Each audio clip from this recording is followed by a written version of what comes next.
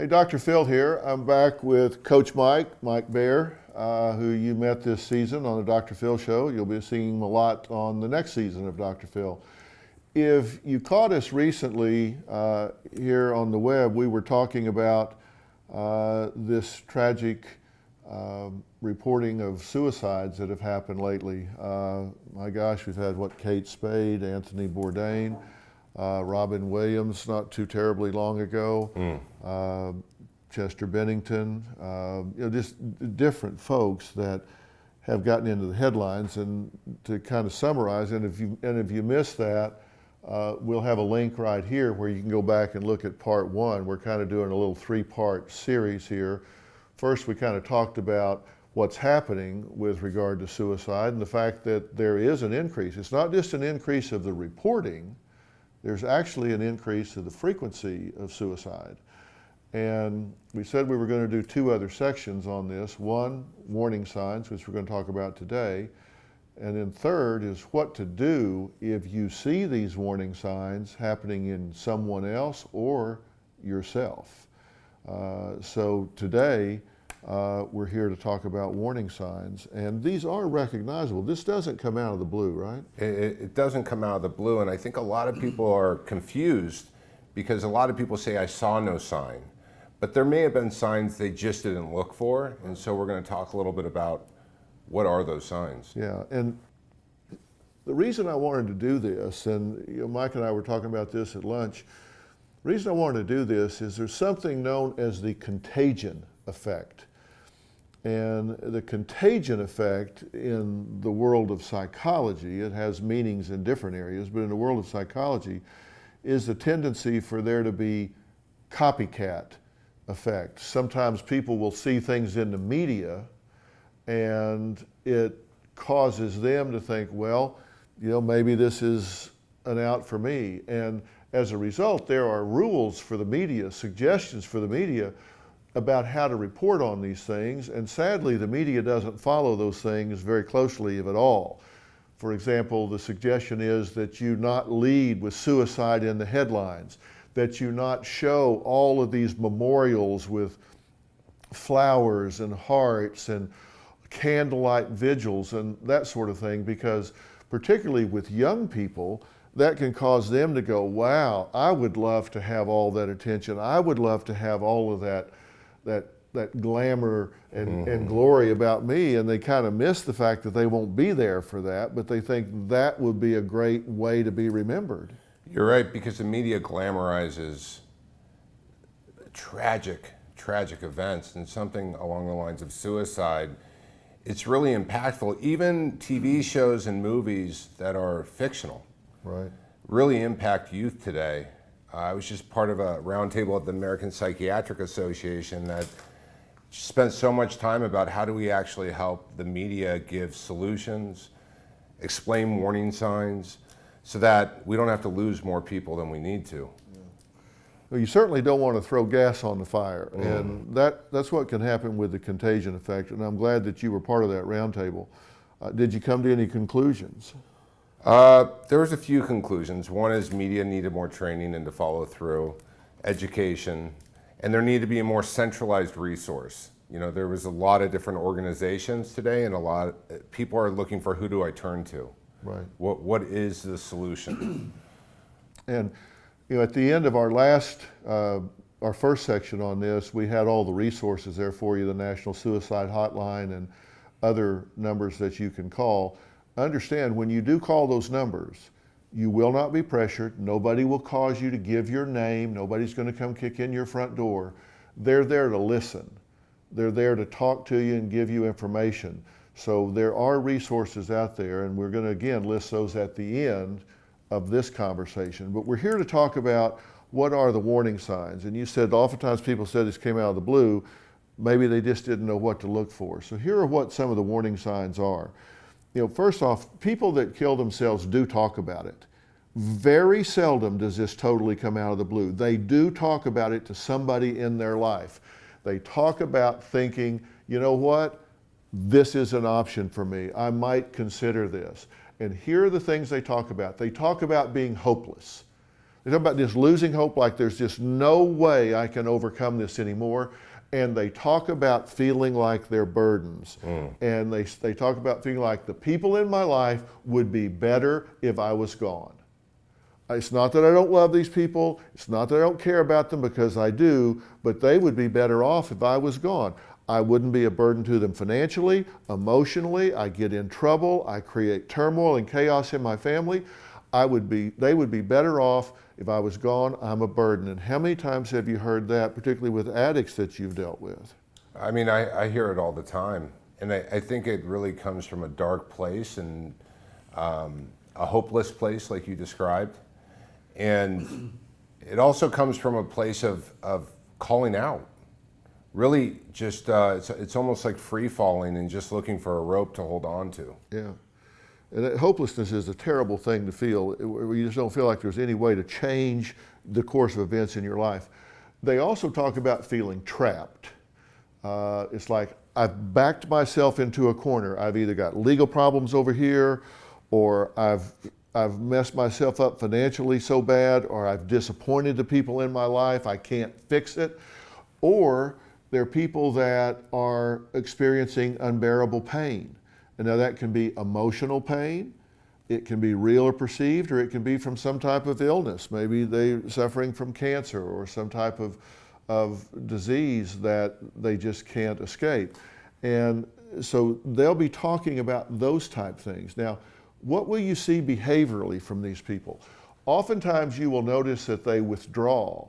And they withdraw from everything, right? They withdraw from friends, family, church, activities. They just simply start pulling back from life altogether.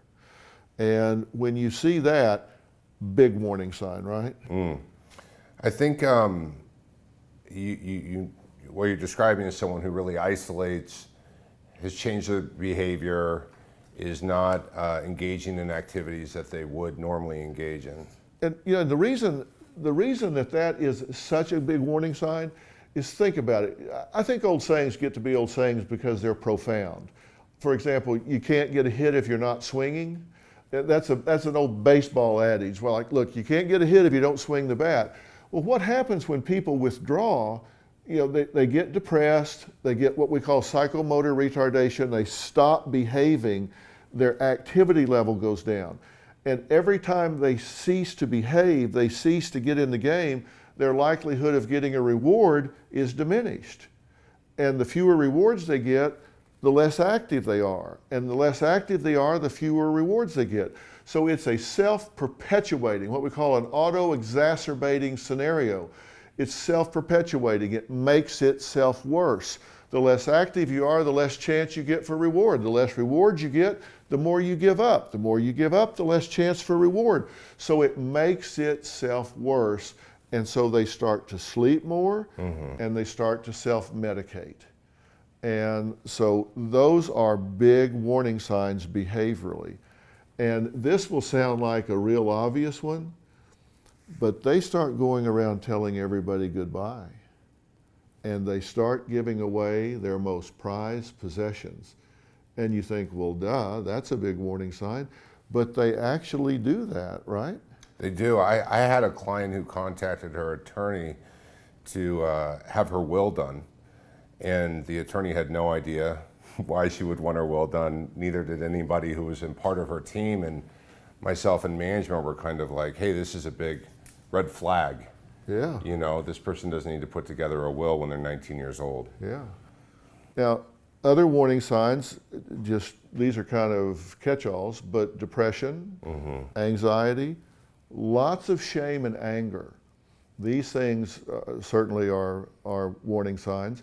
If they've had prior attempts, that predicts, the best predictor of future behavior is relevant past behavior. If they've attempted it before, then they're likely to attempt it again. And if they start taking high-risk behaviors, they start behaving recklessly because they don't value life anymore. So they drive recklessly. They start doing things that before they go, I don't do that, I could get hurt. Now they don't care. So they start doing really reckless behaviors. And here is one that is a little confounding and difficult to see, but it's so important to note. If you've got someone that has shown you all these warning signs, and then all of a sudden there is a substantial shift to the positive, all of a sudden there's an improved attitude, an improved demeanor for no observable reason, you need to be real concerned. It's not that they solved a problem, just all of a sudden they seem to have a lift of spirit. You know why? Because they're short-termers. They've decided they've got a solution now. They're checking out Friday night. They're going to kill themselves, so they say, hey, I'm a short-termer. So you see a lifting of mood without any reason for it. That should cause you great concern. I think there's also different environments that are going to create somebody to have the highest likelihood of taking their own life. Can you talk a little bit about the types of environments that